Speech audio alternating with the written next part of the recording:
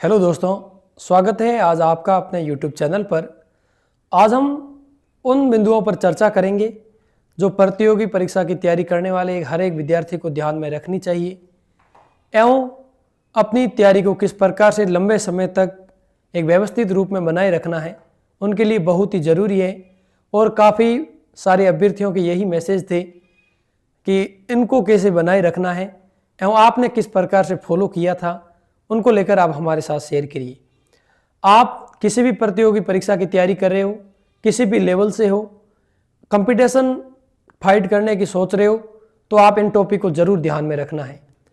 सबसे पहले अपनी तैयारी का तरीका। आप किसी भी कंपटीशन की तैयारी कर रहे हो, आपका सिलेबस अपने पास होना चाहिए और उनको लेकर अपना टारगेट फिक्स होना चाहिए।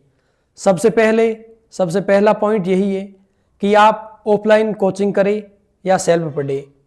मेरा पर्सनल सजेशन आपसे यही है कि वर्तमान जो पेपर का पैटर्न है एवं जो लेवल है, उनको लेकर आप किसी भी प्रकार की ऑफलाइन कोचिंग करने की सोचने की मेरे हिसाब से इतना तुक बैठता नहीं है।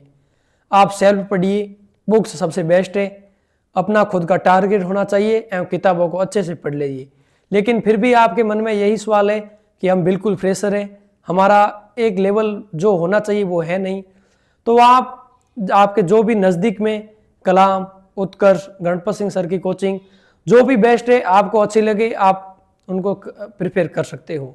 मेरा पर्सनली सजेशन यही है कि आप कलाम ऑफलाइन कोचिंग कर सकते हो अगर आपको करनी ही है तो। बाकी बुक्स सबसे बेस्ट है, सेल्फ स्टडी सबसे बेस्ट है। इसके बाद में दूसरा टारगेट, तैयारी घर पे या रूम पे या लाइब्रेरी में कहाँ पे करें जो सबसे बेस्ट है। पढ़ने का कोई भी विकल्प नहीं होता है, आप कहीं पर रहकर कैसे भी करके तैयारी कर सकते हो। वर्तमान युग में सारे अभ्यर्थी लाइब्रेरी की दौर में है। कुछ एक विद्यार्थी बहुत ही कम, रेयर ऑफ केस, जो रूम में रहकर तैयारी करते हैं। आप कहीं पर रहकर जो आपको बेस्ट लगे, जहां से आपका सिलेबस कवर हो रहा हो, वहां से आप तैयारी करिए, क्योंकि ये आपका पर्सनल डिसीजन है और खुद को अपना सिलेबस पूरा करना है। तो आप लाइब्रेरी भी जा सकते हो, रूम पर रहकर भी तैयारी कर सकते हो। इसमें आपका खुद का पर्सनल डिसीजन होना चाहिए। इसके बाद में बच्चों के सबसे बड़ा कन्फ्यूजन अभ्यर्थियों का यही रहता है कि कितने टाइम में अपना सिलेबस को पूरा करना है। उनको लेकर मैं आपको यही कहना चाहता हूं, सबसे पहले 3-4 मंथ में आपका एक बार सिलेबस अच्छे से होना चाहिए। कोई भी टॉपिक आपका पीछे नहीं छूटना चाहिए, क्योंकि जैसे जैसे टाइम बढ़ेगा और आपका सिलेबस होगा, दूसरी बार में उतना टाइम आपको कम लगेगा। फर्स्ट टाइम में 3-4 मंथ में अगर आपका सिलेबस पूरा हो रहा है, तो सेकंड टाइम में आपको 2 से 2.5 मंथ का टाइम लगेगा। और आपको एक एग्जाम से पहले मोटा मोटा एवं एक विस्तृत एवं सटीक सिलेबस, यानी कि हर एक टॉपिक आपको मुख्य जबान याद होना चाहिए। तो आप 3-4 बार पूरा टॉपिक आपको पूरा करना है। इसके अलावा 2-3 बार लास्ट टाइम में आपको रिवीजन करना है। इसके बाद बच्चों के यही कंफ्यूजन अगला रहता है कि अपना डेली टास्क कैसे बनाए, डेली टारगेट अपना कैसे बनाए। तो सिलेबस के अकॉर्डिंग अपने पार्ट्स को डिवाइड करना है। सुबह उठते ही आप दिन में कौन सा टॉपिक पढ़ना है, हर एक टॉपिक के 4-5 पॉइंट आप लेकर एक वाइट पेज पर लिखकर आपको अपना दिन शुरुआत करनी है। शुरू से दिन अच्छा रहेगा तो उनकी एंडिंग हमेशा अच्छी रहेगी। आपका खुद का संयमित तरीका ही आपको सिलेक्शन तक ले जाएगा। इसके बाद में 2-3 और भी डाउट है बच्चों के कि टेस्ट सीरीज को कब ज्वाइन करें, शुरुआत में करें या लास्ट टाइम में करें। उनको मेरा यही कहना है कि अभी आपको 3-4 बार अच्छे से सिलेबस को पूरा करना है, रिवीजन अच्छे से करना है। उसके बाद में लास्ट टाइम में जब एग्जाम से 4-5 मंथ पहले ही आपको मेंस एग्जाम के लिए टेस्ट सीरीज ज्वाइन करनी है। उसके लिए मैंने कलाम एकेडमी की टेस्ट सीरीज ज्वाइन की थी। आपको जो बेस्ट लगे, एक बार आप उनके प्रीवियस ईयर के पेपर के अकॉर्डिंग जो भी बेस्ट लगे, आप ऑफलाइन टेस्ट देने की आपके मन में होना चाहिए, क्योंकि ऑनलाइन टेस्ट इतना बेस्ट नहीं होता है। आप सीरियस नहीं हो रह पाते हो और पूरा सिलेबस पूरे टेस्ट आप नहीं दे पाओगे। ये मैं आपको सजेशन है मेरा, आप ऑफलाइन टेस्ट ज्वाइन करिए, टेस्ट सीरीज ज्वाइन करिए, जो भी बेस्ट आपको लगे। इसके बाद में बच्चे या अभ्यर्थी यही मन में रखते हैं कि PYQ कब देखें, टॉपिक शुरू करने से पहले देखें या बाद में। आप जीके या कोई भी सब्जेक्ट का टॉपिक शुरू कर रहे हो तो एक बार उनके प्रीवियस ईयर पेपर या दिशा में आप PYQ देख लीजिए।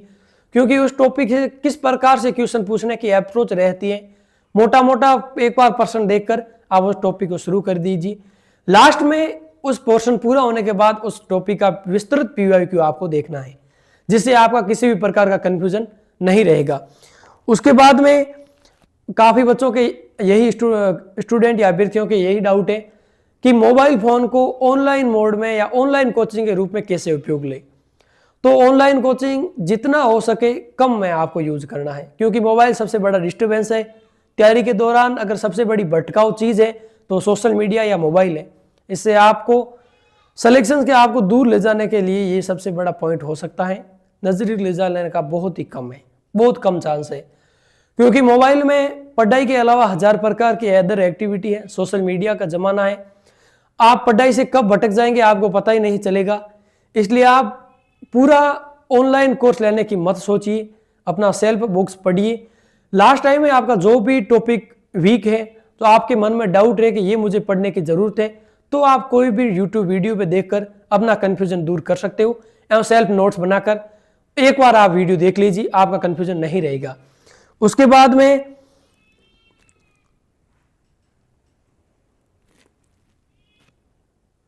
पढ़ने का तरीका, लास्ट टाइम में या शुरू से अंत तक सभी बच्चों के एक ही प्रकार का कॉमन कंफ्यूजन रहता है कि पढ़ाई को एक संयमित या व्यवस्थित रूप में कैसे रखें। सबसे बड़ी चीज होती है धैर्य। वैकेंसी से लेकर फाइनल सिलेक्शन तक हर एक अभ्यर्थी को अपने मन में धैर्य और धीरज बनाकर रखनी चाहिए, क्योंकि एक दिन आपका सिलेक्शन के लिए तय नहीं कर सकता है। लंबा समय एवं खुद को संयमित रखकर आप एक अनुशासित रूप में तैयारी करोगे तो 100% आपका सिलेक्शन होगा। सीरियस स्टूडेंट शुरू में हर एक विद्यार्थी, हर एक अभ्यर्थी अनुशासित रहता है, मन में यही रहता है कि दिन रात पढ़ूंगा, डेली टारगेट लाऊंगा, टेस्ट सीरीज में अच्छे मार्क्स लाऊंगा, अच्छी रैंक लाऊंगा।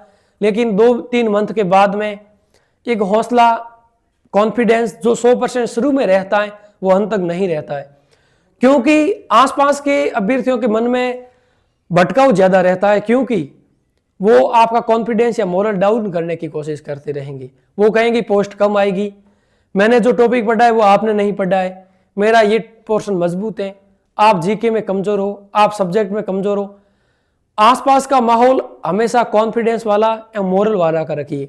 अपना रूम पार्टनर, अपना फ्रेंड सर्कल एक कॉन्फिडेंस वाला रखना चाहिए, क्योंकि आसपास का एरिया ही वो जगह है जहां से आपका मोटिवेशन तैयार होता है। यूट्यूब की दुनिया है, विद्यार्थी सोशल मीडिया से भटककर यूट्यूब स्पीकरों के पास चले जाते हैं। 1-2 दिन, 2-3 दिन तक आपका वो कॉन्फिडेंस चलेगा, लेकिन लास्ट टाइम लगभग 1.5-2 साल तक ये कॉन्फिडेंस चलने वाला नहीं है।